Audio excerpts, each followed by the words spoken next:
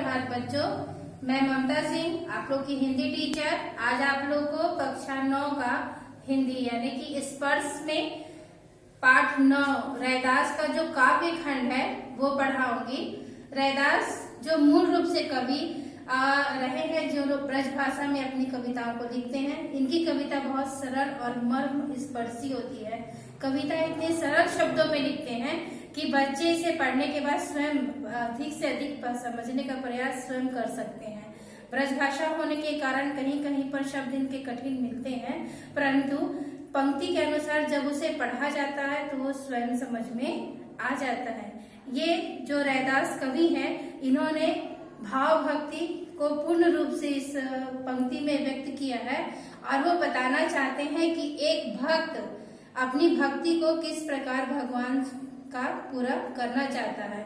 एक भक्त की भक्ति का इतना अच्छा विवरण आपको इसमें पढ़ने को मिलेगा। आइए रैदास की इस पंक्ति को हम लोग देखते हैं, पढ़ते हैं और पढ़कर हर एक लाइन का अर्थ समझेंगे। ये पहला पाठ स्पर्श का पाठ 9 है और पद पहला है। पहला लाइन में लिखा हुआ है, अब कैसे छूटे राम नाम रट लागी।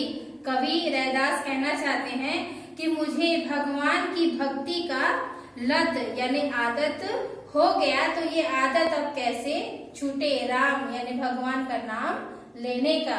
जिसे प्रभु जी रैदास कहना चाहते हैं कि एक भक्त अपने भगवान के लिए कह रहा है कि हे प्रभु तुम चंदन हम पानी, यानी यहाँ भक्त कहना चाहता है भगवान से कि हे प्रभु आप चंदन हैं और मैं पानी हूँ। जिस तरह चंदन की लकड़ी को जब तक पानी न डालिए वो घिसता नहीं, उसका जो लेप है वो तैयार नहीं होता, उसी तरह जब तक भक्त भगवान के बिना अधूरा है और भगवान भक्त के बिना अधूरे हैं, उसी तरह कवि कहना चाहते हैं कि प्रभु जी तुम चंदन यानी आप चंदन हैं और मैं पानी हूँ।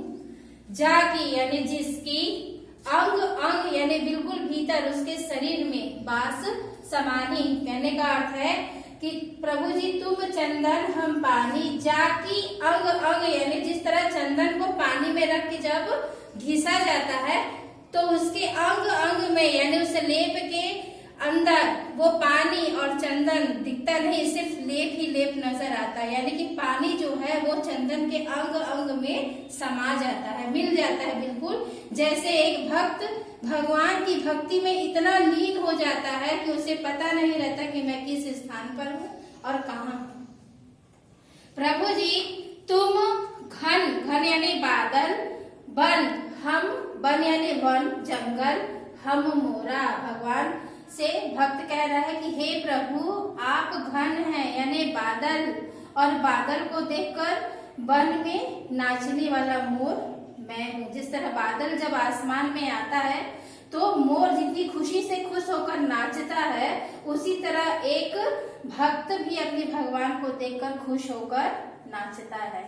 जैसे बता रहे कैसा, जैसे चितवत चंद चकोरा, जैसे चकोर नाम का पक्षी जो होता है वो चितवत यानी चंद के चेहरे को यानी चंद्रमा को रात भर चकोर पक्षी निहारते रहता है। जैसे ही शाम होता है तो चकोर नाम का पक्षी चंद्रमा को ही हमेशा देखते रहता है, वैसे ही मैं आपको देखता रहता हूँ।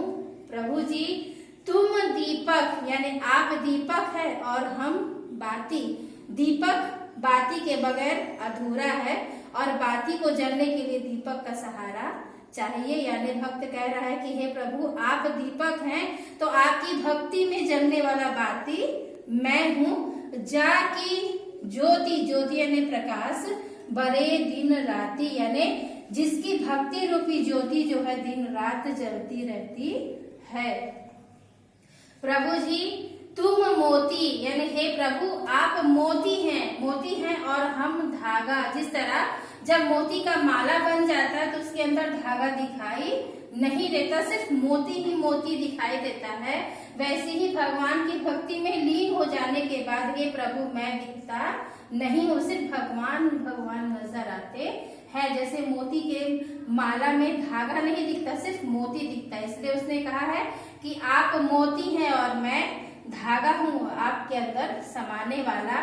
जैसे जिस प्रकार सो नहीं मिलत सुहागा, कहने का अर्थ है कि जैसे ही सोने में सुहागा नामक पदार्थ को मिलाया जाता है तो सोना अपना आकार छोड़कर, अपनी सारी मिलावट को छोड़कर ये बिल्कुल शुद्ध हो जाता है, शुद्ध सोना बन जाता है। उसी प्रकार प्रभु जब आप मुझ में मिल जाते हैं तो मेरा सारा अहंकार समाप्त हो जाता है और मैं आपका भक्त बन जाता हूँ। अंतिम पंक्ति में कह रहे हैं कि प्रभु जी तुम स्वामी हम दासा। भक्त कह रहा है प्रभु से कि हे प्रभु आप स्वामी हैं और मैं आपका दास हूँ।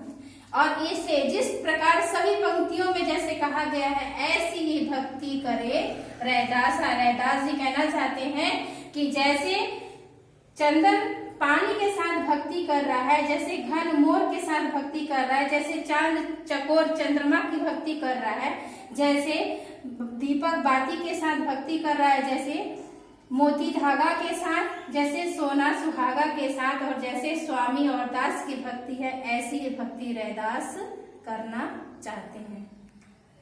अब हम लोग रैदास जी का दूसरा पद पढ़ेंगे। दूसरे पद में भी उन्होंने भगवान की भक्ति और उनकी कृपा का वर्णन किया है। अब हम लोग रैदास जी का दूसरा पद पढ़ेंगे। दूसरे पद में भी रैदास जी ने जिस प्रकार भगवान की भक्ति का वर्णन किया था पहले पंक्ति में, वैसा ही उन्होंने दूसरी पंक्ति में भी उनके द्वारा किए गए अपने भक्त के लिए जो अपना सहारा देते हैं उसका वर्णन उन्होंने किया है कि किस प्रकार भगवान की भक्ति का परिणाम होता है।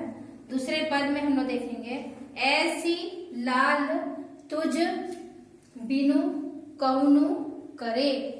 रैदास जी यहाँ कहना चाहते हैं कि ऐसी यानी ऐसा, लाल यानी भगवान, तुझ यानी तुम्हारे, बिनु यानी बिना, कौनु यानी कौन कर सकता है। कि भगवान जिस प्रकार अपने भक्त पर दया करते हैं वैसी दया और कोई नहीं कर सकता।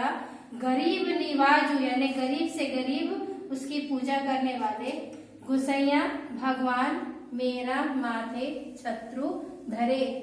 कहने का अर्थ है कि गरीब से गरीब भगवान की भक्ति करने वाले भक्त के सर पर अपना छत्रु धरे यानी अपने हाथ को धरने वाले भगवान ही होते हैं। जाकी छोटी, छोटी का मतलब होता है छुआछूत।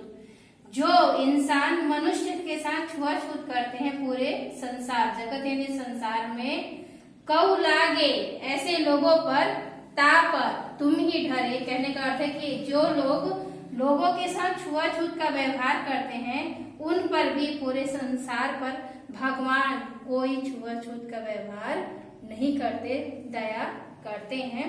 नीच हूँ ऊंच करे मेरा गोविंदु। कहने का अर्थ है नीचा और ऊंचा व्यवहार करने वाला मेरा गोविंदा नहीं है, इसलिए काहू ते न डरे, किसी को डरना नहीं चाहिए।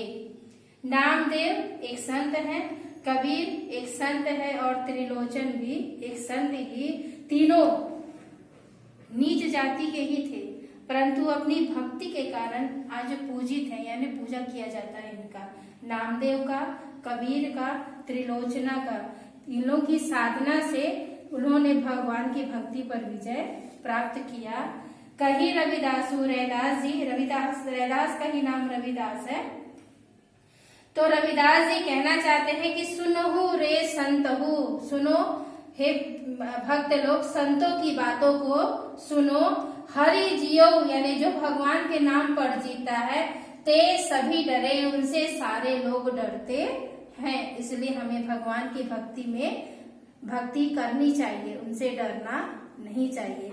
ये रैदास की पंक्ति थी, इसे आप लोग पीडीएफ में जाकर एक बार स्वयं पढ़ेंगे, इसका अर्थ समझेंगे और इसके पीछे दिया हुआ जो मौखिक क्वेश्चन आंसर है उसको छोड़कर जो लिखित दिया हुआ है उसे अपने कॉपी में करेंगे।